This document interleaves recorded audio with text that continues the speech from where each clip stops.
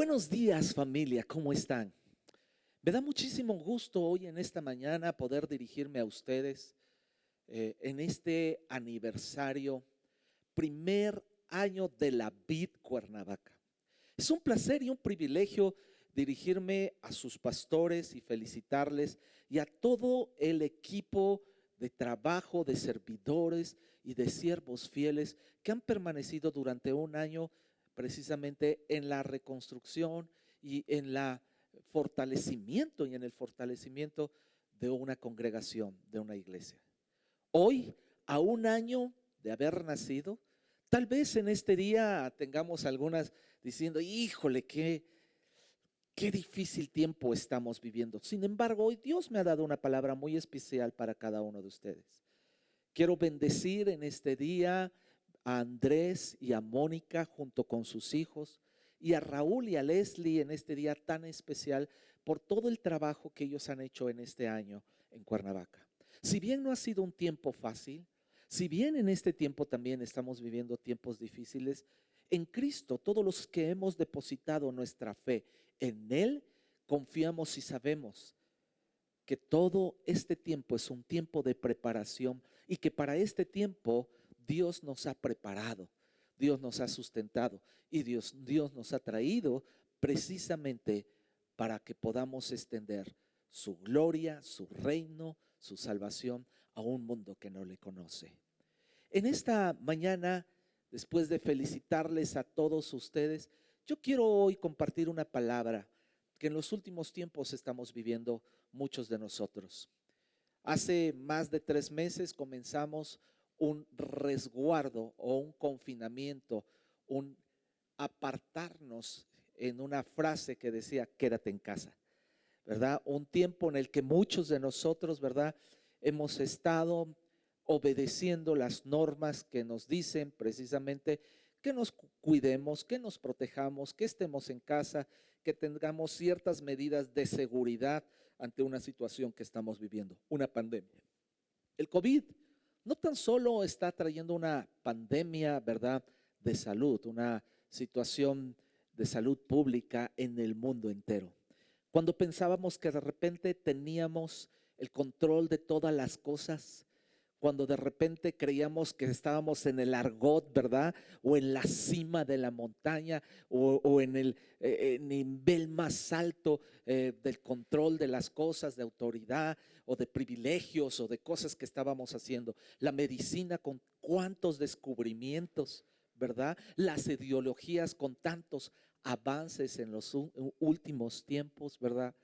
La independencia del hombre, los descubrimientos, la ciencia y de repente un virus se aparece en el mundo entero y hace que la humanidad se detenga y que pueda saber que somos vulnerables y que podamos entender que también somos débiles y que podamos entender que cuando pensamos que tenemos las victorias y que tenemos todas las cosas bajo control, de repente no siempre puede ser así. Y yo quiero hablarte, si yo pudiera ponerle un nombre a esta predicación, le pondría ante la desilusión o ante el desánimo.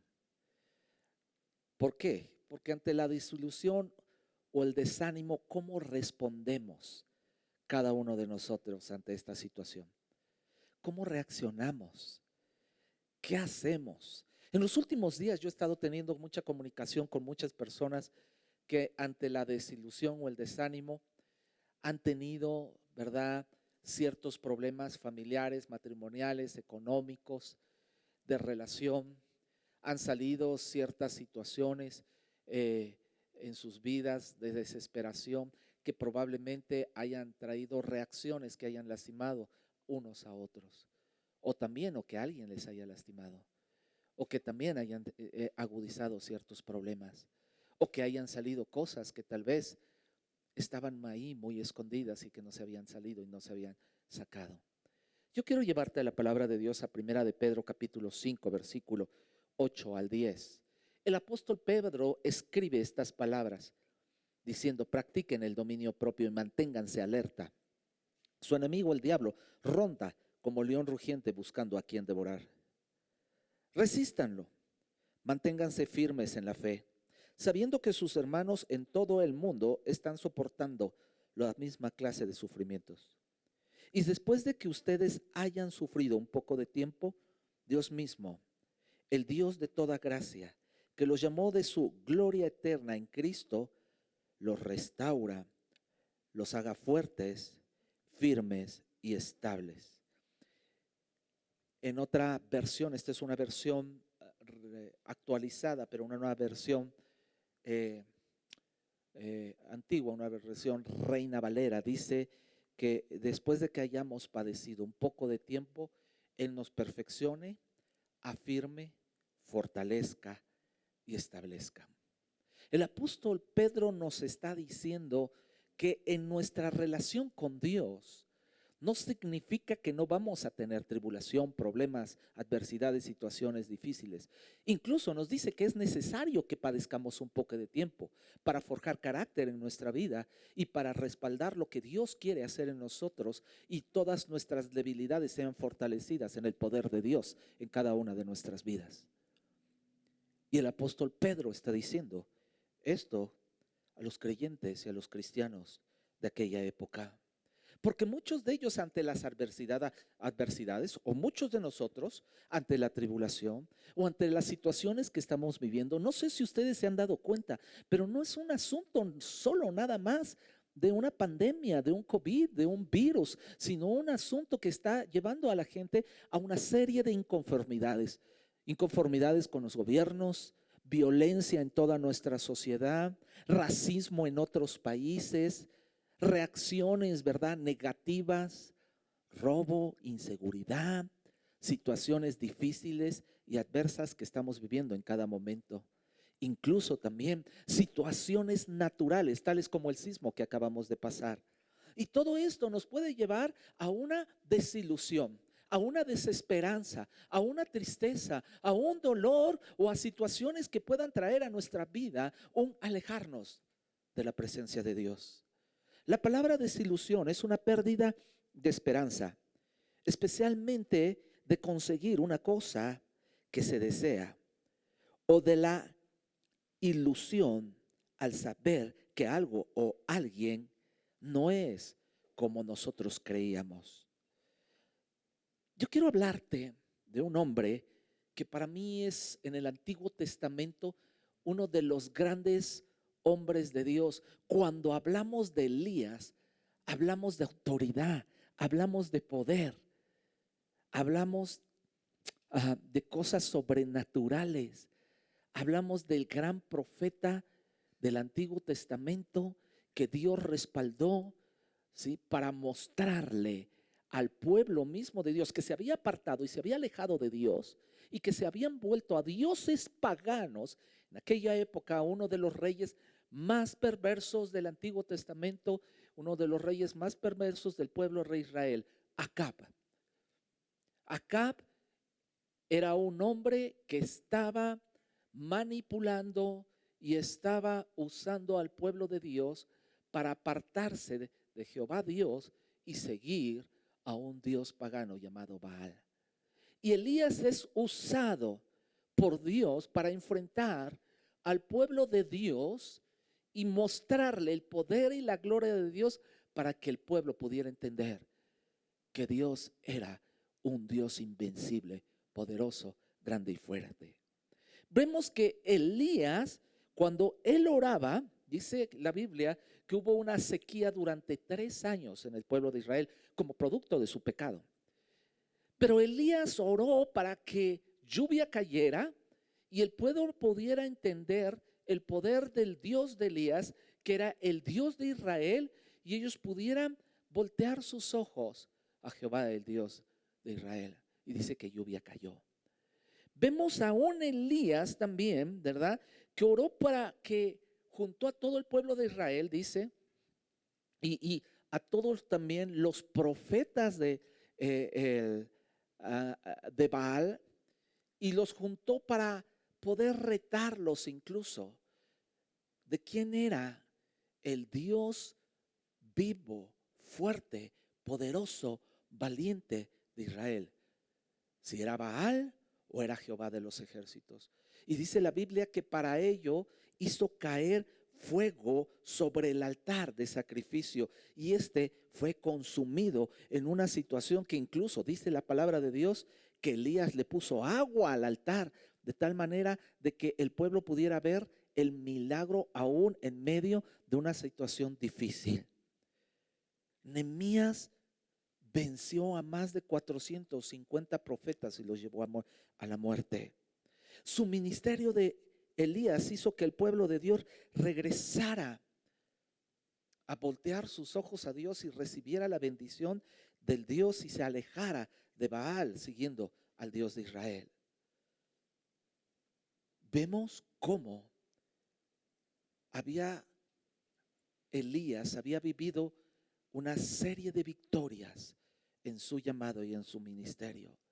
Y cada victoria había fortalecido su llamado como profeta de Dios. Pero de repente vemos a un Elías que se enfrenta a las palabras de una mujer. Después de que Elías había matado a más de 450 profetas de Baal, dice que se indignó el rey Acab y su esposa Jezabel. Dice que habló con Acab y envió un mensajero a Elías para decirle que Elías iba a ser muerto, así como había matado a uno de sus profetas en poco tiempo.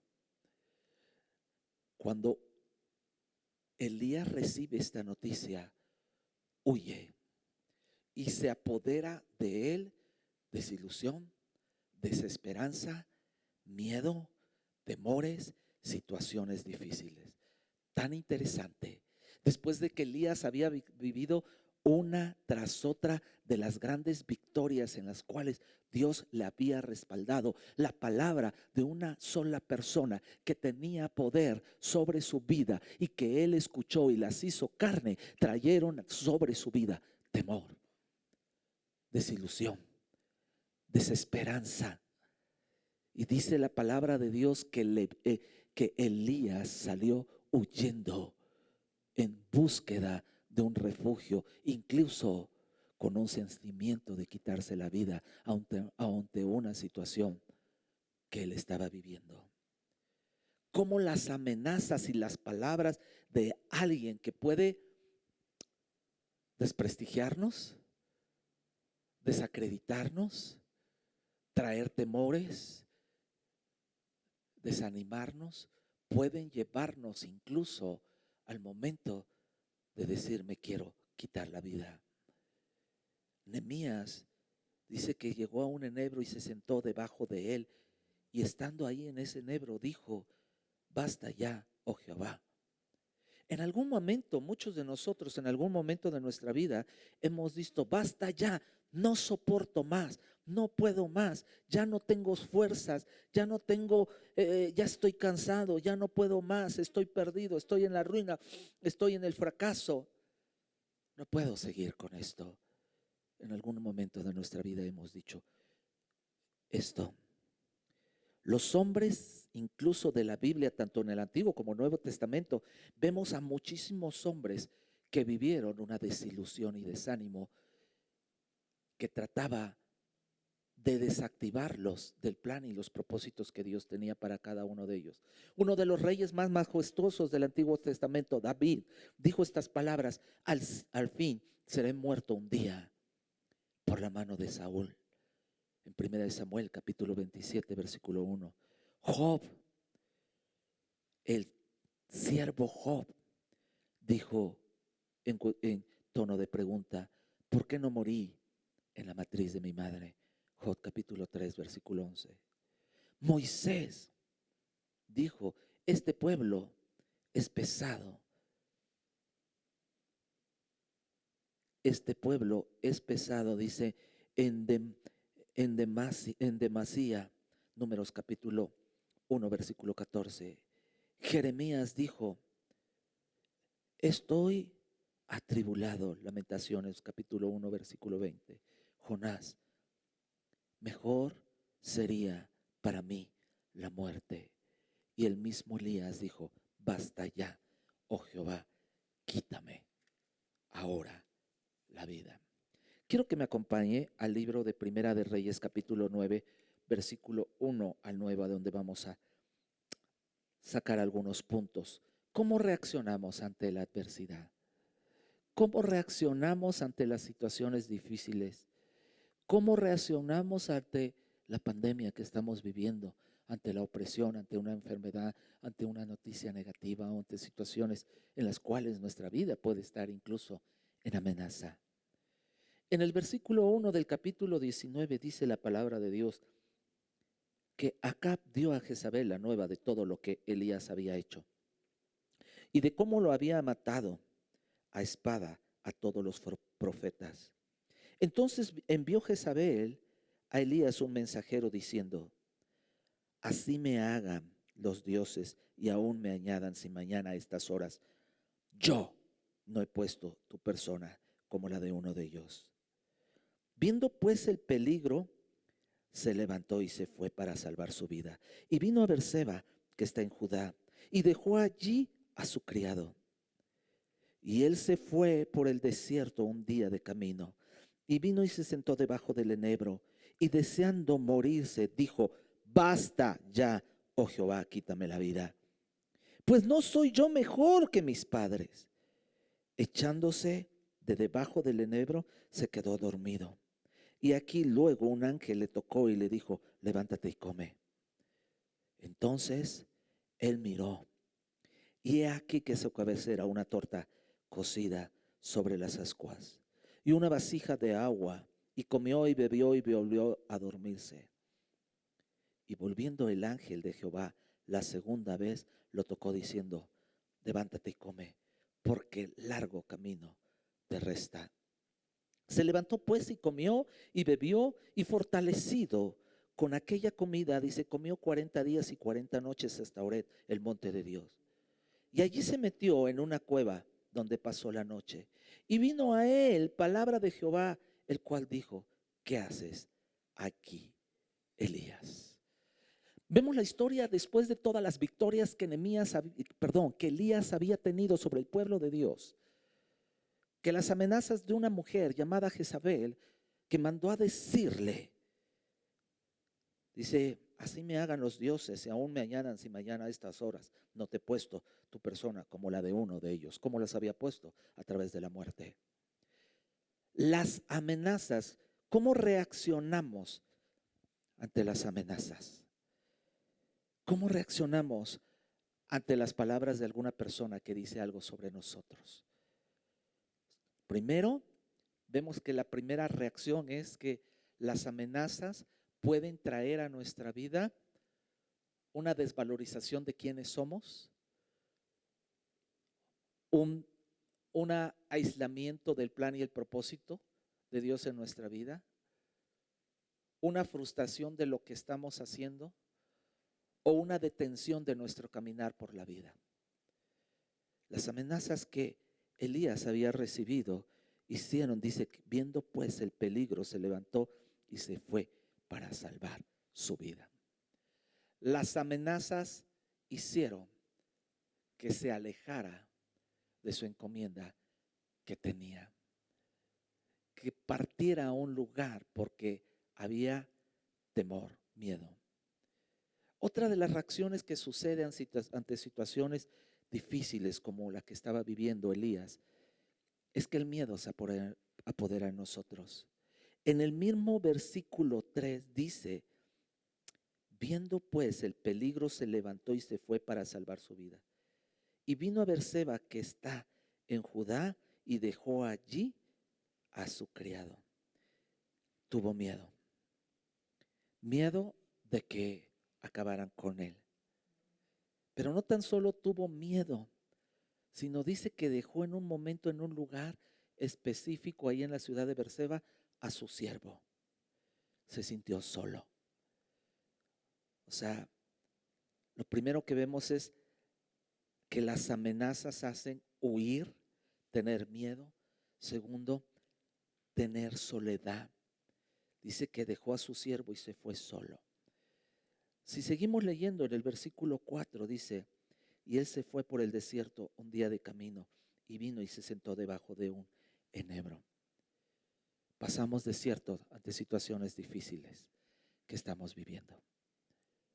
Pasamos desiertos. ¿Qué es lo que hay en el desierto? Nada. No hay esperanza, no hay esperanza, no hay retroceso, no hay nada. Solo hay una sequedad en la que no puedes vislumbrar nada que te pueda dar dirección hacia dónde ir, hacia dónde dirigirte. Solo hay cansancio en un desierto. Solo hay soledad. Solo hay desgaste físico.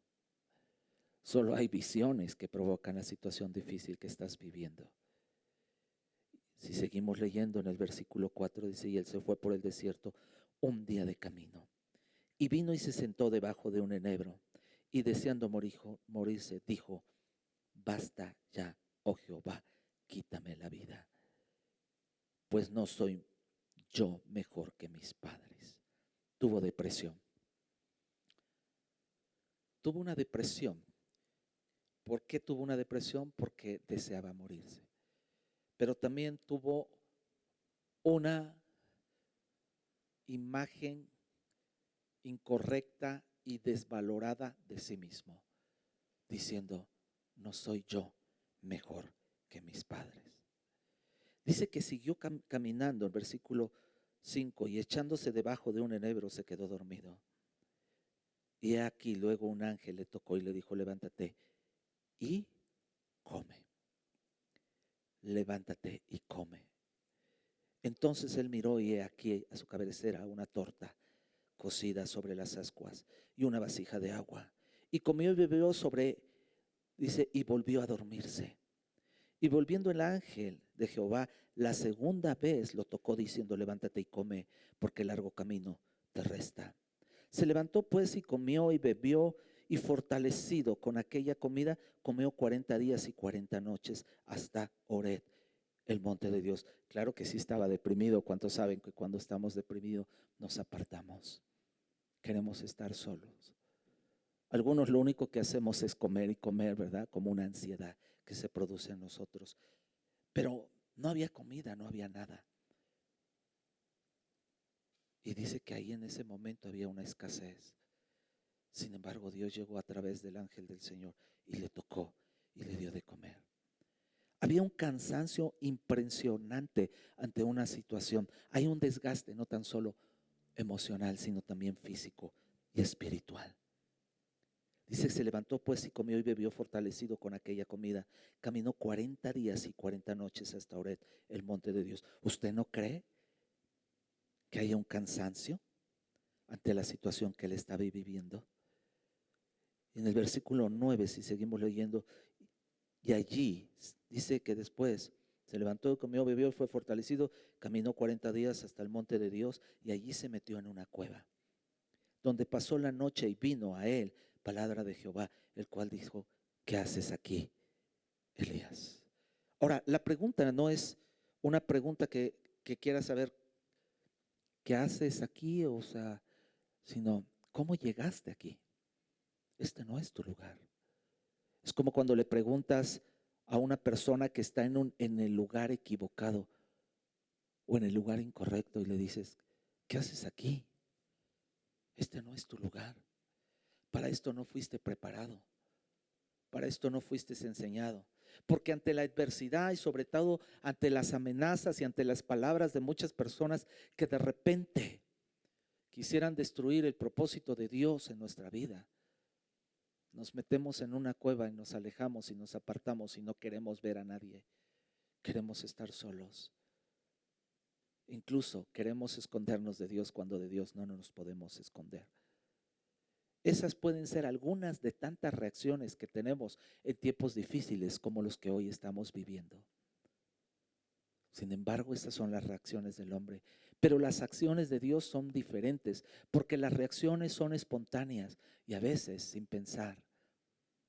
Pero las acciones de Dios son planeadas y están sujetas al propósito de Dios en cada una de nuestras vidas. Lo primero que vemos aquí es que Elías salió huyendo de las amenazas de una mujer y tal vez salió huyendo de la misma presencia de Dios pensando en que Dios no iba a estar con él. Pero lo primero que vemos es que Dios nunca te va a dejar. Que pase lo que pase, que sea tan grande la adversidad y las situaciones difíciles, Dios va a estar contigo. Dice la Biblia que echándose debajo del enebro se quedó dormido y aquí luego un ángel tocó y le dijo: levántate y come. ¿Usted cree que Dios le va a dejar? ¿Usted cree que Dios no va a estar con usted en los tiempos de necesidad? ¿Usted piensa que Dios no va a escuchar su voz cuando usted está en angustia? No es así, porque el Dios en el que usted y yo hemos depositado nuestra fe está ahí en todo momento. Segundo, Él siempre va a tener misericordia de mí, a pesar de mis malas decisiones, a pesar de mis malas reacciones. Elías no debió haber salido corriendo con temor, con miedo, con desilusión y con desesperanza. Pero Dios tenía misericordia y momento tras momento, una y otra vez, iba con él. Salió, pasó por el desierto, estuvo en un enebro, se metió en una cueva, caminó 40 días y en todo momento Dios estaba con él y tenía misericordia de él, de todo lo que él estaba haciendo. En el versículo 6 dice: entonces él miró y he aquí a su cabecera una torta cocida sobre las ascuas y una vasija de agua, y comió y bebió y volvió a dormirse. Y volviendo el ángel de Jehová la segunda vez, lo tocó diciendo: levántate y come, porque largo camino te resta. Se levantó pues y comió y bebió, y fortalecido con aquella comida, caminó 40 días y 40 noches hasta Horet, el monte de Dios. Digo, ¿qué estás haciendo? Algunos pensamos que Dios pudo mandar al ángel para decirle: ¿qué reacciones estás teniendo? ¿Qué decisiones estás tomando? Y pudo haberlo disciplinado y castigado. ¿Cómo es posible que estés haciendo? Sin embargo, Dios tenía cuidado de él. Cuando de repente llega un momento en que se ve acorralado Elías y ya no puede más, llega el Señor ahí donde está él, adentro de una cueva, y le dice: sal fuera, un pleonasmo, y ponte en el monte delante de Jehová. Y aquí Jehová que pasaba, y un grande y poderoso viento que soplaba los montes y quebraba las peñas delante de Jehová, pero Jehová no estaba en el viento. Y tras el viento un terremoto, pero Jehová no estaba en el terremoto. Y tras el terremoto un fuego, pero Jehová no estaba en el fuego. Y tras el fuego un silbido apacible y delicado. Y cuando lo oyó Elías, cubrió su rostro con su mano y salió y se puso a la puerta de la cueva. Y a que vino a él una voz diciendo: ¿qué haces aquí, Elías? Dios estaba enfocando su llamado. ¿Qué haces aquí? Yo no sé en qué circunstancia estás tú, pero las mismas preguntas hoy en esta mañana, Dios te quiere decir: ¿qué haces aquí? ¿Estás haciendo la voluntad de Dios? ¿Estás haciendo lo correcto? ¿Estás escuchando su voz? ¿Estás caminando en la dirección correcta y en el llamado que Dios tiene para tu vida? ¿O te estás desviando y Dios tiene que preguntarte: ¿qué haces aquí, Juan? ¿Qué haces aquí, Andrés? ¿Qué haces aquí, Raúl? ¿Qué haces aquí, Paola? Dios en este momento le estaba reenfocando su llamado a Nehemías. Dios estaba diciéndole: tu propósito no ha terminado. Tu tiempo no se ha acabado. Porque a partir del versículo 15 dice la palabra de Dios: y le dijo Jehová: ve y vuélvete por tu camino, por el desierto de Damasco, y llegarás Dice, y ungirás a Asael por rey de Siria. Y a Jesús, hijo de Ninsi, ungirás por rey sobre Israel. Y a Eliseo, hijo de Safat, de Abel Meloa, ungirás para que sea profeta en tu lugar. Todavía no había terminado tu propósito. Cuando Elías regresa, comienza a cumplir el propósito de Dios en su vida. Y las verdaderas batallas y las verdaderas victorias las empieza a ganar. Cuando estamos acostumbrados a que todo está bien, es muy fácil seguir a Dios. Pero cuando las cosas no están bien, cuando la adversidad, cuando las cosas difíciles se apoderan de nosotros, ¿qué hacemos? ¿Huimos de la presencia de Dios? ¿Nos escondemos en una cueva? ¿Traemos desilusión? Vienen pensamientos a nuestra mente diciendo, mejor quisiera estar muerto que estar vivo. ¿Alguna vez te has preguntado qué hago aquí? Pudiendo haber estado en tal o cual lugar, en Cancún o no sé en cuál otro lugar. Yo en esta mañana quiero decirte, Nehemías estaba acostumbrado a vivir en las victorias. Nehemías estaba acostumbrado a vivir en las glorias. Nehemías estaba acostumbrado a vivir en el poder de Dios. Pero Nehemías no había conocido a Dios como el silbido apacible relacional. Necesitaba tener un alto y escuchar la voz de Dios para redireccionar su vida y decir, ahora te voy a enfrentar a otras batallas. Hay otras batallas que Dios quiere ganar en nuestras vidas. Las batallas de nuestro propio yo, nuestros propios temores, nuestras propias desilusiones, nuestras propias descalificaciones, porque Elías mismo decía, no soy yo mejor que mis padres. La batalla más difícil que tenemos que vencer es aquella que trae frustraciones, desilusiones, temores, inseguridades.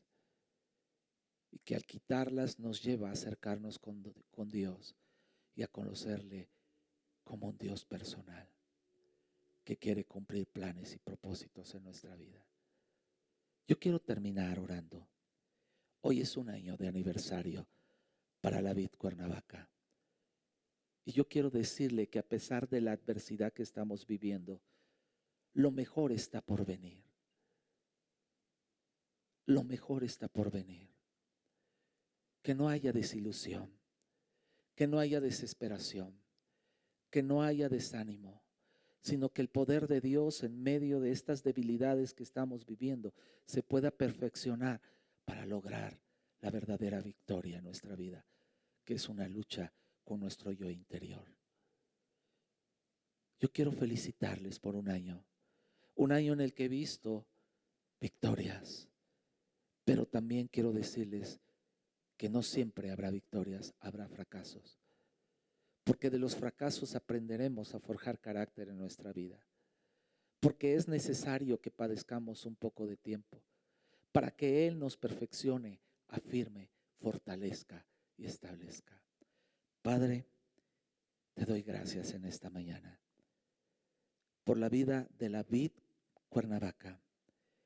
Gracias por cada miembro integrante de esta comunidad. Los bendecimos. Los cubrimos con tu sangre preciosa. Declaramos que lo mejor está por venir. Siempre así ha sido en ti. Lo mejor siempre está por venir. Bendigo a Andrés y a Mónica como pastores, a sus 3 hijos. Declaro, Señor, que les das la fortaleza, el ánimo, la dirección, la sabiduría para caminar adelante conforme a tu llamado y a tus propósitos. Bendigo a Raúl y a Leslie hoy en esta mañana. a todo el equipo de servidores que están trabajando con ellos. Los bendigo. Yo declaro que la paz, el amor y la bendición de Dios en tiempos difíciles que están viviendo van a ser su fortaleza, porque lo mejor está por venir a sus vidas. En el nombre de Jesús. Amén. Amada familia, un abrazo. Feliz aniversario. La Vid Cuernavaca. Que Dios les bendiga.